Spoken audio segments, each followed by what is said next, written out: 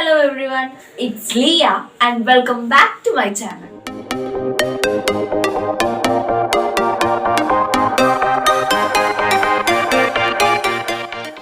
SSLC Physics third chapter Electromagnetic Induction എന്ന chapter ആണ് നമ്മൾ ഇപ്പോൾ പഠിച്ചുകൊണ്ടിരിക്കുന്നത്. ഇത് തേർഡ് പാർട്ട് ആണ്.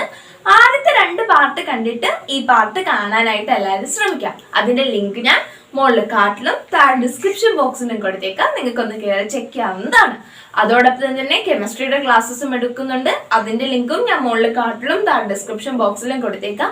അത് നിങ്ങൾക്ക് കയറി കാണാം. അതുപോലെ തന്നെ നമ്മുടെ പ്യൂർ നോളജ് എന്ന യൂട്യൂബ് ചാനലിൽ ഒരു ക്രിയേറ്റീവ് കോർണർ ഉണ്ട്. ക്രിയേറ്റീവ് വീഡിയോസും ക്രാഫ്റ്റ് വീഡിയോസും DIY വീഡിയോസും മേക്ക് ഓവർ വീഡിയോസും ഒക്കെ ആയിരിക്കും നിങ്ങൾക്ക് ആ ചാനലിലൂടെ ലഭിക്കാം.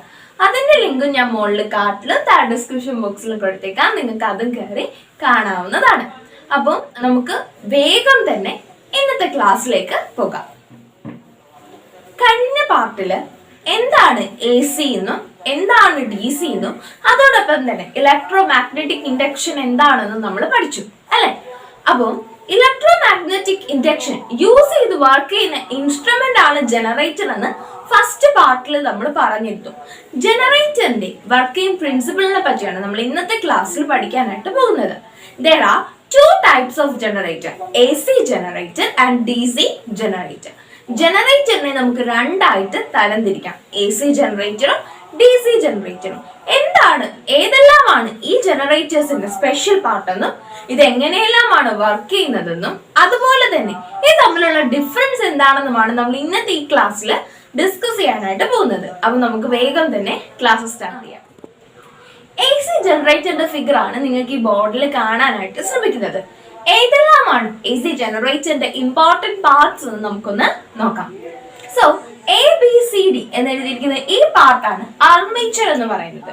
മെയിൻലി ജനറേറ്ററിന് 4 പാർട്സ് ആണുള്ളത്. Field magnet, armature, split rings അഥവാ സ്ലിപ്പ് റിംഗ്സ്, അതോടൊപ്പം തന്നെ ബ്രഷസും ആണ് ഉള്ളത്. അപ്പൊ നമ്മുടെ ഈ AC ജനറേറ്ററിന്റെ ഇമ്പോർട്ടന്റ് പാർട്ട്, ഒന്നാമത്തെ ഇമ്പോർട്ടന്റ് പാർട്ടാണ് ABCD എന്നിവിടെ ഡിനോട്ട് ചെയ്തിരിക്കുന്ന ഈ ആർമേച്ചർ. എന്താണ് ആർമേച്ചർ എന്ന് നമ്മുടെ ടെക്സ്റ്റ് ബുക്കിൽ കിടപ്പുണ്ട്. നമുക്ക് അതൊന്ന് നോക്കാം. An arrangement of insulated conducting wire wound on a soft iron core. This can be made to rotate about an axis. നമ്മുടെ ഈ ഫിഗറിൽ ഈ ഡോട്ടഡ് ലൈനിൽ വരച്ചിരിക്കുന്നതാണ് ആക്സിസ്. ആക്സിസിനെ റൊട്ടേറ്റ് ചെയ്യാൻ സഹായിക്കുന്ന ഒരു മെയിൻ പാർട്ടാണ് ആർമേച്ചർ എന്ന് പറയുന്നത്.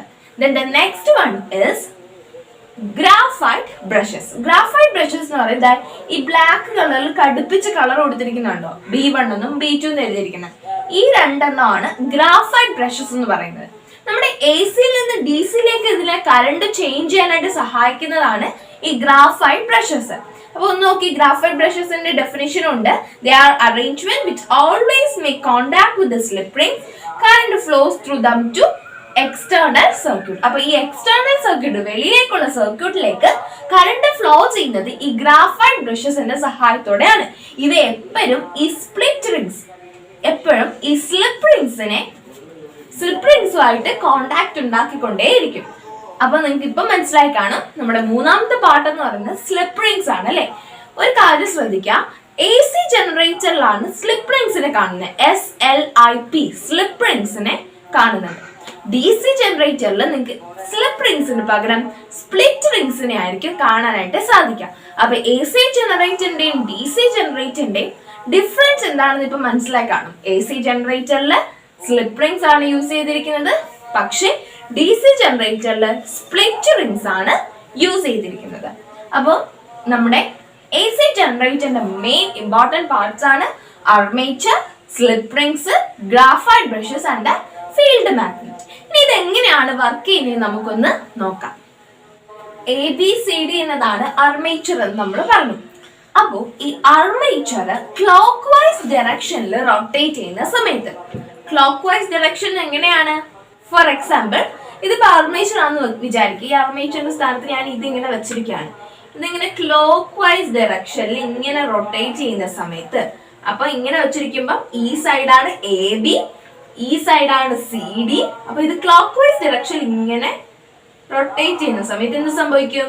Yes, AB comes upwards and CD comes downwards. നോക്കൂ, ഇതിൽ തന്നെ നിങ്ങൾക്ക് കാണാൻ പറ്റും, ഇതിങ്ങനെ ക്ലോക്ക് വൈസ് ഡയറക്ഷനിൽ റൊട്ടേറ്റ് ചെയ്യുന്ന സമയത്ത് എ ബി എന്ത് ചെയ്യും, മുകളിൽ വരും, സി ഡി താഴെയും വരും. അപ്പം according to Fleming's right hand rule, നമ്മൾ സെക്കൻഡ് പാർട്ടിൽ എന്താണ് ഫ്ലെമിങ്ങിന്റെ റൈറ്റ് ഹാൻഡ് റൂൾ എന്ന് പഠിച്ചു. അപ്പൊ ഈ ഫ്ലെമിങ്ങിന്റെ റൈറ്റ് ഹാൻഡ് റൂൾ ബേസ് ചെയ്ത് കുറച്ച് ക്വസ്റ്റ്യൻസ് താഴെ ചോദിച്ചിട്ടുണ്ട്. ഫ്ലെമിങ്ങിന്റെ റൈറ്റ് ഹാൻഡ് റൂൾ അനുസരിച്ച് നമ്മൾ അതിന് ആൻസർ ചെയ്യാം. So the first question is, what is the direction of the induced current in the portion A B? A ബിയിലെ ഫ്ലോ ചെയ്യുന്ന കറന്റിന്റെ ഡിറക്ഷൻ എന്താണെന്നാണ് ഫസ്റ്റ് ക്വസ്റ്റ്യൻ. എങ്ങനെയായിരിക്കും? എയിൽ നിന്ന് ബിയിലേക്കായിരിക്കും കറണ്ട് ഫ്ലോ ചെയ്യുക, അല്ലാതെ ബിയിൽ നിന്ന് എയിലേക്ക് വരാൻ പറ്റൂ? കാരണം സർക്യൂട്ടിൽ ഇങ്ങനെയാണ് കറണ്ട് പോകുന്നത്, ഇങ്ങനെയാണ് കറണ്ട് പോകുന്നത്. അപ്പൊ ക്ലോക്ക് വൈസ് ഡയറക്ഷനിലാണ് നമ്മൾ പറഞ്ഞു, അതുകൊണ്ട് തന്നെ ഇങ്ങനെയായിരിക്കും കറണ്ട് പോകുന്നത്. അപ്പൊ എയിൽ നിന്ന് ബിയിലേക്കായിരിക്കും. So A to B tick ചെയ്യാം. Then the second one, what is the direction of the induced current in the portion CD? CD-യിൽ എങ്ങനെയായിരിക്കും കറണ്ട് ഫ്ലോ ചെയ്യാം? ഇത് എയിൽ നിന്ന് ബിയിലാണെങ്കിൽ ഇത് സിയിൽ നിന്ന് ഡിയിലായിരിക്കും. ഇങ്ങനെയാണ് കറണ്ട് ഫ്ലോ ചെയ്യാം. അപ്പൊ C to D. What is the direction of the induced current to the A B C D എന്ന കോയിൽ? Full armature coil. അപ്പൊ എങ്ങനെയാണ് കറണ്ട്? എയിൽ നിന്ന് ഡിയിലേക്കായിരിക്കും. So A to D. ഇനിയാണ് ശ്രദ്ധിക്കേണ്ടത്, what is the direction of the induced current in the external circuit? ഈ പുറമെയുള്ള സർക്യൂട്ടിൽ എങ്ങനെയായിരിക്കും കറണ്ട് ഫ്ലോ ചെയ്യാൻ? നിങ്ങൾ ശ്രദ്ധിച്ചേ, എയിൽ നിന്ന് തുടങ്ങി ഡിയിലേക്ക് പോവാണ്. ഇങ്ങനെ പോയി ഇങ്ങനെ വന്ന് ആദ്യം B2-ലെത്തി, എന്നിട്ടാണ് B1-ലേക്ക് കറണ്ട് ഫ്ലോ ചെയ്യുന്നത്. സോ B2-ൽ നിന്ന് B1-ലേക്കായിരിക്കും എക്സ്റ്റേണൽ സർക്യൂട്ടിൽ, എ സി ജനറേറ്ററിന്റെ എക്സ്റ്റേണൽ സർക്യൂട്ടിൽ കറണ്ട് ഫ്ലോ ചെയ്യാം. B1-ൽ നിന്ന് B2-ലേക്കല്ല, B2-ൽ നിന്ന് B1-ലേക്കായിരിക്കും കറണ്ട് ഫ്ലോ ചെയ്യാം. അപ്പൊ നമ്മൾ എന്തൊക്കെ പഠിച്ചു? എ സി ജനറേറ്ററിൽ ക്ലോക്ക് വൈസ് ഡയറക്ഷനിലാണ് കറണ്ട് പോകുന്നതെങ്കിൽ ആദ്യം എ ടു ബി ആണ്, പിന്നെ സി ടു ഡി ആണ്, പിന്നെ എയിൽ നിന്ന് ഡിയിലേക്കായിരിക്കും ഫുൾ കോയിലിൽ കറണ്ട് ഫ്ലോ ചെയ്യാം. അതോടൊപ്പം തന്നെ എക്സ്റ്റേണൽ സർക്യൂട്ടിൽ കറണ്ട് ഫ്ലോ ചെയ്യുന്നത് എങ്ങനെയായിരിക്കും? B2-ൽ നിന്ന് B1-ലേക്ക്. B1-ൽ നിന്ന് B2-ലേക്കാണോ? അല്ല, B2-ൽ നിന്ന് B1-ലേക്കാണ് എക്സ്റ്റേണൽ സർക്യൂട്ടിൽ, എ സി ജനറേറ്ററിന്റെ എക്സ്റ്റേണൽ സർക്യൂട്ടിൽ കറണ്ട് ഫ്ലോ ചെയ്യാം. അപ്പം നമ്മൾ കഴിഞ്ഞ പാർട്ടിൽ പഠിച്ചായിരുന്നു അല്ലെ, ഒരു കണ്ടക്ടറിന് പെർപെൻഡിക്കുലർ ആയിട്ടാണ് മാഗ്നറ്റിക് ഫീൽഡ് എങ്കിൽ അവിടെ കറണ്ട് മാക്സിമം ആയിരിക്കും എന്ന് ഫ്ലെമിങ് കണ്ടുപിടിച്ചിരുന്നു. അപ്പൊ അദ്ദേഹത്തിന്റെ തിയറി വെച്ച് നമുക്കറിയാം, ഒരു കണ്ടക്ടറിനോ മാഗ്നറ്റിക് ഫീൽഡോ പെർപെൻഡിക്കുലർ ആയിട്ടാണ് കറണ്ട് ഫ്ലോ ചെയ്യുന്നതെങ്കിൽ ആ കറണ്ട് എന്ന് പറയുന്നത് മാക്സിമം ആയിരിക്കും. അപ്പൊ ഇവിടെ നമ്മൾ ആർമേച്ചർ കോയിലിലേക്ക് ശ്രദ്ധിക്കുമ്പോൾ ക്ലോക്ക് വൈസ് ഡയറക്ഷൻ ആദ്യത്തെ ഹാഫ് റൊട്ടേഷനില് എന്ത് പറ്റും? ആർമേച്ചർ മാഗ്നറ്റിക് ഫീൽഡിന് പെർപെൻഡിക്കുലർ ആയിട്ടാണ്, ആക്സിസ് നോക്കൂ, ആർമേച്ചർ മാഗ്നറ്റിക് ഫീൽഡിന് പെർപെൻഡിക്കുലർ ആയിട്ടാണ് കറങ്ങുന്നത്. അതുകൊണ്ട് തന്നെ ഈ സമയത്ത് നമ്മുടെ കറണ്ട് എന്ന് പറയുന്നത് മാക്സിമം ആയിരിക്കും.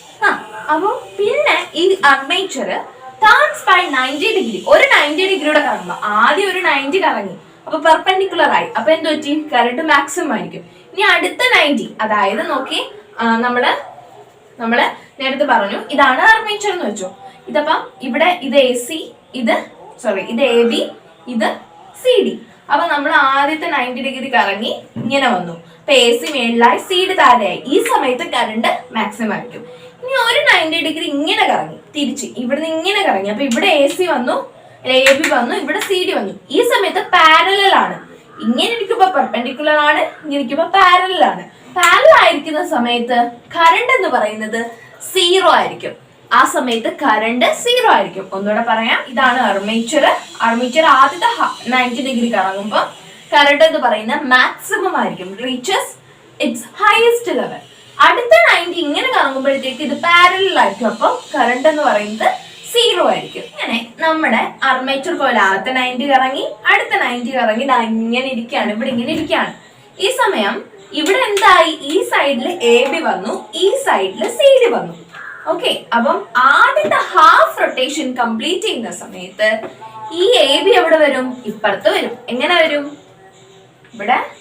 ഇവിടെ ബിയും ഇവിടെ എയും ആവും. ഇവിടെ എന്താവും? ഇവിടെ സിയും ഇവിടെ ഡിയും ആവും. അപ്പൊ നോക്കിക്കേ, ഈ സമയത്ത് എ ബിയുടെ ഡയറക്ഷൻ എങ്ങോട്ടായിരിക്കും? ഡൗൺവേർഡ്സ് ആയിരിക്കും, താഴോട്ടായിരിക്കും.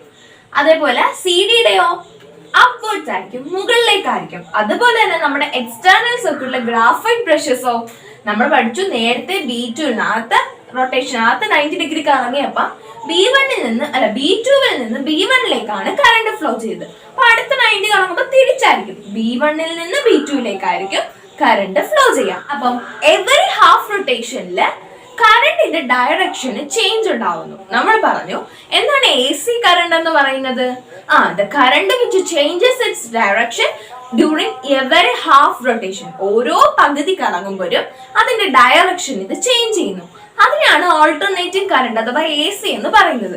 അതുപോലെ തന്നെയാണ് AC ജനറേറ്റർ എന്ന് പറയുന്നത്. ഇവിടെ എന്ത് പറ്റി?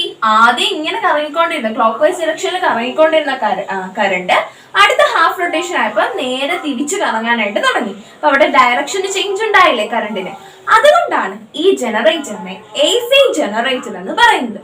Alternating current generator. This generator changes its direction during every half rotation. ഓരോ ഹാഫ് റൊട്ടേഷൻ കഴിയുമ്പോഴും ഈ AC ജനറേറ്റർ എന്ത് ചെയ്യുന്നു? അതിന്റെ ഡയറക്ഷനെ ചേഞ്ച് ചെയ്യുന്നു. അപ്പൊ നിങ്ങൾ ഈ ഗ്രാഫിലേക്ക് ഒന്ന് ശ്രദ്ധിച്ചു. അപ്പൊ നമ്മുടെ AC ജനറേറ്ററിന്റെ വർക്കിംഗ് നമുക്ക് ഈ ഗ്രാഫിലൂടെ ഒന്ന് നോക്കാം. നോക്കിക്കേ, ഇവിടെ 0 ഡിഗ്രി ഉണ്ട്, 90 ഡിഗ്രി ഉണ്ട്, 180 ഡിഗ്രി ഉണ്ട്, 270 ഉണ്ട്, 360 ഉണ്ട്. എന്താ 90 വെച്ച് കൂടിപ്പോയിക്കാണ്. സോ ആദ്യത്തെ ഹാഫ് റൊട്ടേഷൻ എങ്ങനെയാണെന്ന് നോക്കാം. 0-ൽ നിന്ന് സ്റ്റാർട്ട് ചെയ്ത് ആദ്യത്തെ 90 ആയപ്പോ മാക്സിമത്തിലെത്തി, ദെൻ 0 ആയി, പാരലൽ ആയപ്പോ 0 ആയി. ഇനി അടുത്ത റൊട്ടേഷനിൽ നേരെ ഓപ്പോസിറ്റ് ഡയറക്ഷനിൽ മാക്സിമത്തിലെത്തി 0-ലേക്ക് പോയി. ഇതാണ് നമ്മുടെ AC. ഇങ്ങനെ തന്നെയാണ് വർക്ക് ചെയ്യുന്നത്. എങ്ങനെയാണ്? ആദ്യത്തെ 90 ഡിഗ്രി കഴിയുമ്പോൾ അതിന്റെ മാക്സിമത്തിലെത്തുന്നു. മാക്സിമം കറണ്ട് ആയിരിക്കും ഫ്ലോ ചെയ്യുന്നത്. അത് കഴിഞ്ഞ് അടുത്ത 90 ആകുമ്പോൾ പാരലൽ ആവും. അപ്പൊ ഇവിടെ 0-യുടെ അടുത്തെത്തും. അപ്പൊ ഇവിടെ കറണ്ട് ഉണ്ടോ? ഇല്ല, അവിടെ 0 കറണ്ട് ആയിരിക്കും ഫ്ലോ ചെയ്യാം. അതിനടുത്ത് ഓപ്പോസിറ്റ് ഡയറക്ഷൻ ആവും. ആദ്യം ഒരു ഡയറക്ഷൻ AC എന്ന് വെച്ചാൽ അതാണ്. ആദ്യം ഒരു ഡയറക്ഷൻ, പിന്നെ നേരെ തിരിച്ച് ഓപ്പോസിറ്റ് ഡയറക്ഷനിലായിരിക്കും കറണ്ട് ഫ്ലോ ചെയ്യാം. ഇത് നേരെ തിരിച്ച് ഓപ്പോസിറ്റ് ഡയറക്ഷനായി. ഇവിടോട്ട് വരുമ്പോ അടുത്ത സൈഡിലാണ്. ഈ സൈഡിലാണോ കറങ്ങുന്നത്? അല്ല, അപ്പുറത്തെ സൈഡിലാണ്. ഇവിടെ വരുമ്പോ 270 ആകുമ്പോൾ മാക്സിമം ആവും, ഇവിടെ വരുമ്പോ 0. ഇങ്ങനെയാണ് നമ്മുടെ AC ജനറേറ്റർ വർക്ക് ചെയ്യുന്നത്. AC ജനറേറ്ററിന്റെ പ്രത്യേകത എന്താണ്? It changes it's direction of current during every half rotation. ഇവിടെ ഒരു ഹാഫ് റൊട്ടേഷൻ കഴിഞ്ഞു, അത് കഴിഞ്ഞപ്പോൾ എന്ത് ചെയ്തു? അതിന്റെ ഡയറക്ഷൻ ചേഞ്ച് ചെയ്തു. അടുത്ത ഹാഫ് റൊട്ടേഷനിൽ അടുത്ത സൈഡിലാണ് അത് കറങ്ങുന്നത്. ഇതാണ് AC-യുടെ പ്രത്യേകത എന്ന് പറയുന്നത്. അപ്പൊ AC ജനറേറ്റർ എങ്ങനെയാണ് വർക്ക് ചെയ്യുന്നതെന്ന് നിങ്ങൾക്ക് മനസ്സിലായി കാണും. ഇനി നമുക്ക് DC ജനറേറ്റർ ആണ് പഠിക്കാനുള്ളത്. അപ്പൊ DC ജനറേറ്ററിന്റെയും കൂടെ ഞാൻ ഇട്ട് കഴിഞ്ഞാൽ വീഡിയോയുടെ ലെങ്ത് ഒരുപാട് കൂടിപ്പോകും, അതുപോലെ തന്നെ നിങ്ങൾക്ക് ബോർ അടിക്കുകയും ചെയ്യും. അതുകൊണ്ട് നമുക്ക് AC ജനറേറ്ററിന്റെ വർക്കിംഗ് പ്രിൻസിപ്പിൾ വെച്ച് ഇന്നത്തെ ക്ലാസ് അവസാനിപ്പിക്കാം. DC ജനറേറ്ററിന്റെ വർക്കിംഗ് പ്രിൻസിപ്പിൾ ഇതേപോലെ തന്നെയാണ്. AC-യുടെ അത്രയും നമുക്ക് പഠിക്കാനില്ല DC-ക്കകത്ത്. DC കുറച്ചുകൂടെ കുറവാണ് പഠിക്കാനായിട്ട്. അപ്പൊ അത് നമുക്ക് അടുത്ത ക്ലാസ്സിൽ പഠിക്കാം. അപ്പൊ ഇന്നത്തെ ക്ലാസ് എല്ലാവർക്കും മനസ്സിലായെന്ന് ഞാൻ പ്രതീക്ഷിക്കുന്നു. AC ജനറേറ്ററിന്റെ വർക്കിംഗ് പ്രിൻസിപ്പിൾ ഒരു ഇമ്പോർട്ടന്റ് പാർട്ടാണ്. മിക്ക എക്സാംസിനും ചോദിച്ചിട്ടുള്ള ഒരു പാർട്ടാണ്. അതെങ്ങനെയാണ് വർക്ക് ചെയ്യുന്നത്, അതിന്റെ മെയിൻ പാർട്സ് ഏതെല്ലാമാണ്, ആദ്യത്തെ 90 കറങ്ങുമ്പോൾ മാക്സിമത്തിലെത്തും, അത് കഴിഞ്ഞ് അടുത്ത 90 കറങ്ങുമ്പോൾ അത് മിനിമത്തിലെത്തും, 0 ആവും. ആ സമയത്തൊക്കെ എന്താണ് എത്രയാണ് കറണ്ട് എന്നൊക്കെ എക്സാമിന് ചോദിക്കാൻ സാധ്യതയുണ്ട്. അതുകൊണ്ട് നന്നായിട്ട് എല്ലാ ജനറേറ്ററും AC-യുടെയും DC-യുടെയും വർക്കിംഗ് പ്രിൻസിപ്പിൾ പഠിച്ചു വെക്കാം. ഇപ്പൊ നമ്മൾ AC പഠിച്ചു, DC നമുക്ക് വിശദമായിട്ട് അടുത്ത ക്ലാസ്സിൽ പഠിക്കാം. അപ്പൊ ഇന്നത്തെ ക്ലാസ് എല്ലാവർക്കും മനസ്സിലായെന്ന് ഞാൻ പ്രതീക്ഷിക്കുന്നു. ക്ലാസ് ഇഷ്ടപ്പെട്ടെങ്കിൽ തീർച്ചയായും സബ്സ്ക്രൈബ് ചെയ്യുക. അതിന്റെ അടുത്തുള്ള ആ കുഞ്ഞു ബെല്ലൈക്കൺ കൂടി എനേബിൾ ചെയ്തേക്കാം. ബെല്ലൈക്കൺ എനേബിൾ ചെയ്യുന്ന സമയത്ത് 3 ഓപ്ഷൻ വരും. അത് നിങ്ങൾ ഓൾ എന്ന ഓപ്ഷൻ സെലക്ട് ചെയ്താൽ മാത്രമേ എന്റെ എല്ലാ വീഡിയോസിന്റെയും നോട്ടിഫിക്കേഷൻ നിങ്ങൾക്ക് ലഭിക്കുകയുള്ളൂ. അതോടൊപ്പം ഫ്രണ്ട്സുമായിട്ട് ഷെയർ ചെയ്യാനും ലൈക്ക് ചെയ്യാനും മറക്കരുത്. അപ്പൊ നമുക്ക് ഇന്നത്തെ ക്ലാസ് അവസാനിപ്പിക്കാം. മറ്റൊരു പാർട്ടുമായിട്ട് വരും ദിവസങ്ങളിൽ കാണുന്നത് വരെ എല്ലാവർക്കും നന്ദി, നമസ്കാരം.